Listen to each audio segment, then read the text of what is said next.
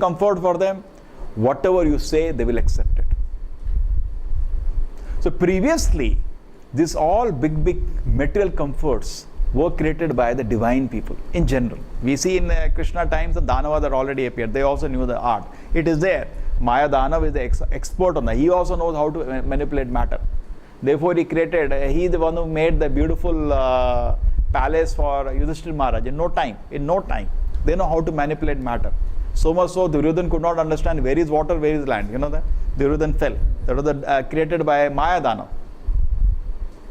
There was a situation where he got some favor. He had something to do for Yudhishthira Maharaj. So, or Arjuna he had to do. Arjuna saved him from the, So the divine people used to know. So when they used to say God is there, because they are saying, they created a life out of Prithu Maharaj, they created an incarnation out of a dead body. Whole society is watching actually. They came, they killed the king just by cursing. So when they say God is there, whole society, yes, God is there. Very common mass of people, 99% people, they just follow. Yadi yada achariti sheshta tat tat eva taro jana. Whatever they say, common mass follows. Now today what happens actually, every day we are waiting in the newspaper. What is the latest in science? So all the comforts, because people of Kali Yuga, only Shudras. They're only interested in physical comforts and sense gratification. And who is providing them? Actually, the demons. They may be scientists, but actually they are demons. Demons in the sense they are first class atheists today. We don't want to say that all scientists are atheists and all are demons, but in general the spirit is demonic. The overwhelming attitude is demonic. They don't. Just like it used to be in, when the war was a German war. So they used to do a lot of spies of England.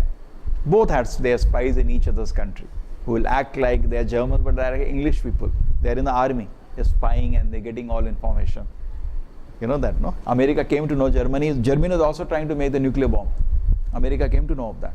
Even Hitler informed. Hitler was in America. Hitler was a German. Oh, sorry, not Hitler. Einstein was a German. But he was in America and he also informed them, better make a bomb, otherwise he was also in a favor. Anyway, but he later said, I don't want to get involved in politics because this knowledge is more important than this politics. This politics will get over. Some vision he had. Politics will get over today or tomorrow. The knowledge will remain. So he did not distract himself, but he gave an indication, better you people go ahead. Otherwise they will destroy everything. So the point is that if you speak English at that time in German, immediately you are shot dead. Because they know you are a spy. That was the thing. If you speak English, you will be shot dead. So similarly, in science today, if you utter God, you will be shot dead. You are a scientific conference, you say, this all God has made. You speak, you will be shot dead. Correct? So now what happens is that is one angle. Other angle is this. So whole world is following the scientists because they are producing the comforts. Okay? And another angle is that among society, if you go, we do house program and all, people who are just 0.01% of society, they will come. Others, even they come, a few more, they have no faith. They just sit and, kirtana, something good, but they have no faith in what you're speaking. Correct? General mass I'm taking. And Harinama process has its own power, it will proceed. But if you go to the place who are the leaders actually of the society today, like you go to a university, so among mass of public, when you speak house program, they listen to you because they feel you know more than them. Therefore they listen. But if you go to a university, they think they know more than you. They will first thing they think they know more than you. What? Some ghanta is ringing. They always have that pride. So therefore Prabhupada created VI. Because they see, the point is this. We see the complexity, immediately we conclude God is there. Scientists study the complexity and get lost in it. You don't take them the process is wrong. When you study the complexity, you should have a guru, but they go without the acharya. They enter. Tattvadarshina, you see from the help of an acharya, you will see it properly. But they enter without any guidance and they get lost into that. Just like in a forest, you want to come out. One way is that you hear an acharya, this way, this way, this way, you come out straight. You come out in 5 minutes. But you don't hear an acharya, it's dense dark, then you're digging. Then you get lost in the complexity of that forest. You know, one tree is there, one lake is there, this, and you're planning, you're making bridge, you're lost there. And you're not coming out anyway. You're not knowing the truth. You're confused about the final truth. But still you're feeling that this water is coming because waterfall is there. You're lost in the whole complexity of that forest. We as devotees actually do not know the complexity of the material energy, to be honest. None of us know, correct? Do we know? No. The scientists actually get into the complexity and they say the cause and effect going on. This water is coming because the waterfall is there. A waterfall is coming because there is ice on the truth. The ice is coming because, they are lost in the whole arrangement. And it is so detailed, they are feeling that they will get the truth next step. So when they say that we will get out of some time, actually they feel like that. They are not simply saying like that. They are feeling one more cause is there for this. And it's never going to end. Because Brahma's design it is. They are small, like an ant in the room. So they are lost within that whole. That's why now what the BA does actually, they study matter, the complexity. But because they are in the guidance of the Acharya, they connect it to Krishna. Therefore, that's the third institute Prabhupada created. You got it? They study. So you study the complexity, but show to them this complexity is still not independent of Krishna. You show to them this. So anyway, so you see what I wanted to say was that when we see this Krishna conscious movement manifest in a complete practical shape today in this world, it is not just somebody was just sitting in below a tree and doing kartal. That was not the only thing he did. You got it? That is always, Prabhupada says, that's a primary thing. That's a primary thing. Harinam Sankirtan is the primary thing. But at the same time, how much planning was there for the movement to be manifest? We can notice or not? It is not that Prabhupada, when he says before Bhagavatam today morning here in Jayarada Madhav, what an intensity it is, what force it is. To be able, imagine an Acharya blessed to do something which has been, maybe you can take the work of all the Acharyas together, one person did it alone. Prabhupada said, definitely under the blessings of the Purvacharya has done it. Oh, but what a fortune it is to be able to satisfy desires of so many Acharyas. Bhaktivinoda Thakur wanted a grand temple to be built in Mayapur, did it. Bhakti Siddhanta Prabhupada wanted that so many books to be printed, did it. Bhaktivinoda Thakur wanted that so many, when the day will come, American, European, French will dance together. That is one of his prayers. When the day will come. He did it. He accomplished it.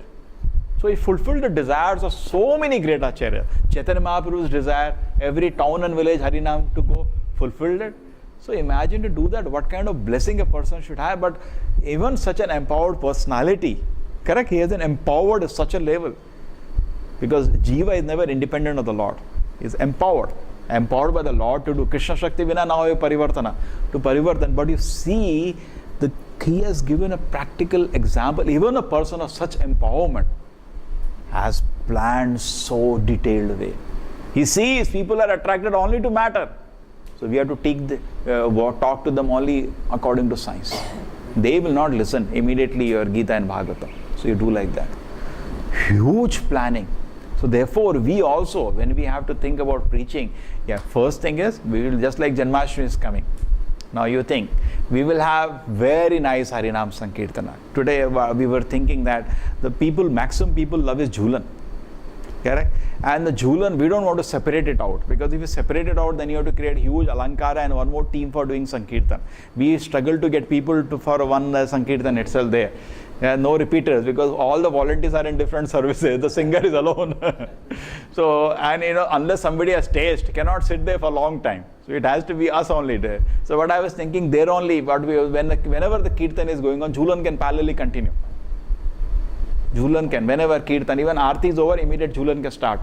In the north, every time what happens, after the Abhisheka is over, we search for a table, and always the speaker's table goes for the Jhulan, and we search for mic, then extension cord at that time, and fix it up. Correct? And power is coming, not coming, we see. Once in a year, we open it up. No.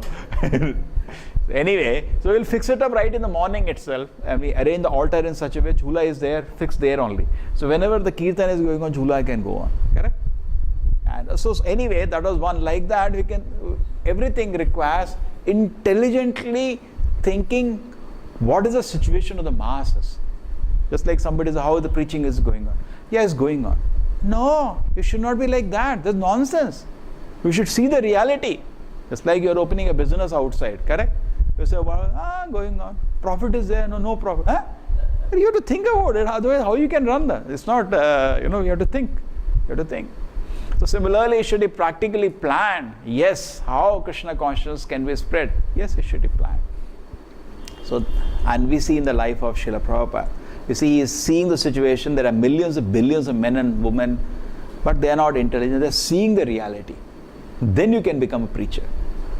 An Uttamadhikari actually cannot preach because he always feels he is the only non-devotee. Everybody else is a devotee. Just like Radharani actually feels like that.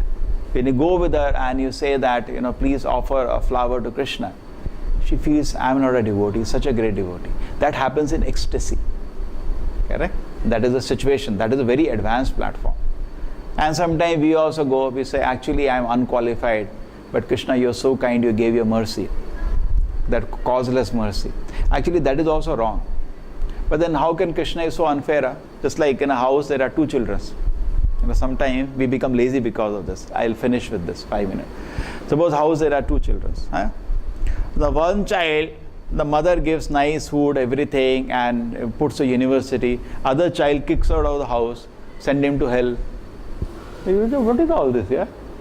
So Krishna also says, śravaṇa-puṭeṣu, I am not partial, I am equal to all the living entity. Then our statement that I got causeless mercy of Krishna, actually I don't deserve it. That is also wrong. And mercy is causeless anyway. Just like in a judge in the court is about to decide death penalty. What do you say? If you say, according to rules and all, you should get death penalty, you done a murder. But if the says, please give me mercy, I will not do that again. That is mercy. Mercy means it is causeless. You cannot put a cause. Causeless mercy is rather re-emphasizing that. We are just like sometimes, ajo api samaya, Krishna says repeatedly. So it is emphasizing the mercy is causeless. Mercy is causeless.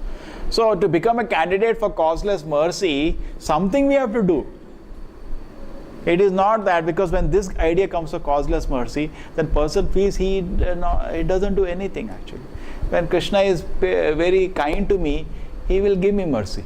No. So we should not be satisfied. You got the point?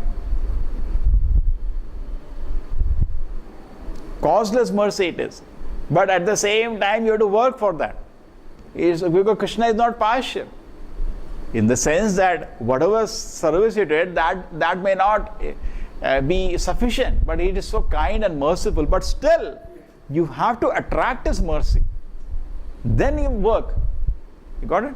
If you satisfy an acharya, yes. Somebody was saying, why I can't see Krishna? You satisfy acharya, yes, you can see. Otherwise, it is not possible. When he is satisfied, yes. Prabhupada said, without the acharya, you cannot enter the spiritual realm.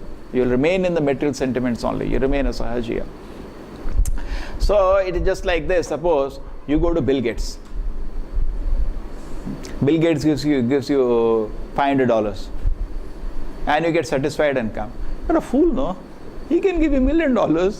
Similarly, Prabhupada gives some mercy. We are able to chant Hare Krishna and we feel, some service and we get satisfied. Go, no, he can give more. We forget that. What level of mercy he can give, we forget. We just, little devotion service we can do, we become very complacent with that. Can't you understand what kind of acharya, has walked on this planet? You can't understand what kind of mercy he can give. But little we get very satisfied. Just like you go to Bill Gates, he gave 50 rupees. I got 50 rupees. He could have given you 1 crore. Correct? Suppose you go for now you have to construct a temple. And you go to Bill Gates. Bill Gates comes to Bangalore, we go to him. And he gave 50. I'm very happy. People say, you're an idiot. You could have presented properly. He can actually help you much more. His capacity, the 1 crore will not even pinch it. So similarly, an acharya is, it will not pinch all these things. See, another thing is, to satisfy an acharya is not a very difficult thing. I tell you why. Now suppose you take a normal person, to satisfy him is called bottomless pit. Bottomless pit means if you have a hole which has, you can't see the bottom, if you put one ocean also, it will vanish inside. So most of the people, including bosses and companies everywhere, are like bottomless pit. As much you work, the privilege of doctors is they don't have to satisfy some fellow. But engineering, the misfortune is we have to satisfy some idiot. Because we have to always work for somebody. And actually the bottomless pit. As much you do, you'll never be satisfied. Because as much water you put in a bottomless pit, because somebody cannot control his senses, whatever you do, you'll not be satisfied. Whatever you do, you cannot be satisfied. But an acharya, but we have to do, is it disinterested, obligatory, duty, we have to do it. But an acharya is self-satisfied. He doesn't need you to satisfy. He is always in Krishnananda. That's why you pray in Gayatri, he is in Krishnananda. Unlimited pleasure of Krishna is there in his heart. So easy to satisfy. So easy. Prabhupada said, therefore, how much effort you put to become a doctor, how much effort you put to an engineer, 10% of that you can go back to Godhead. 10% of that. But we don't put that much, because here we can grossly see, if I do this, I see people are getting job and all that, I put an effort because I can grossly see the effect. Because here I am not able to, that much faith is not there. If I am able to see actually, suppose somebody chanting Hare Krishna and then Vaikuntha Vimana comes, he goes, imagine how seriously we will start chanting. But here we are not able to see because we don't deserve to see. You are not able to see. Suppose here it is like that. You're chanting Hare Krishna and suddenly you see Vaikuntha Vimana comes and he goes. Then how seriously everybody will start chanting Hare Baba, it will come for me also. Then one more person, correct? You will become serious. Here we see, he did engineering, he got a job, he became doctor, now he's well settled, he has a house, he has a car. I'll also become, and we work really hard. People from 6th, 7th class start preparing for that entrance examination nowadays. If they open a coaching at 6th, 7th class, they open and people go. They start preparing from that time because they can see the benefit. Here they are not able to see the benefit. That is a misfortune. That they have to hear an acharya and hear him, then they can understand, yes, what benefit is there. So it's a little effort actually, where we can easily, it's very easy to satisfy an acharya. It's not that he is like the bottomless pit. He is full of pleasure, Little service. Prabhupada used to say, I have only gratitude to my disciples. I am trying to accomplish the mission of my spiritual master. You are all helping me. I have only gratitude. Okay. So imagine a self-satisfied man can speak like this. The disciples used to say to Prabhupada, Prabhupada, are you upset? So Prabhupada, after some service, Prabhupada said, what upset? I have only gratitude. I am trying to fulfill the order of my spiritual master and you people are kindly helping me. I have only gratitude. Who can speak this? Who is fully self-satisfied. Correct? Then he can have a heart like this. So in that platform, actually, it's very nice we can take to Krishna consciousness. Srila Prabhupada ki, Srimad Bhagavatam ki.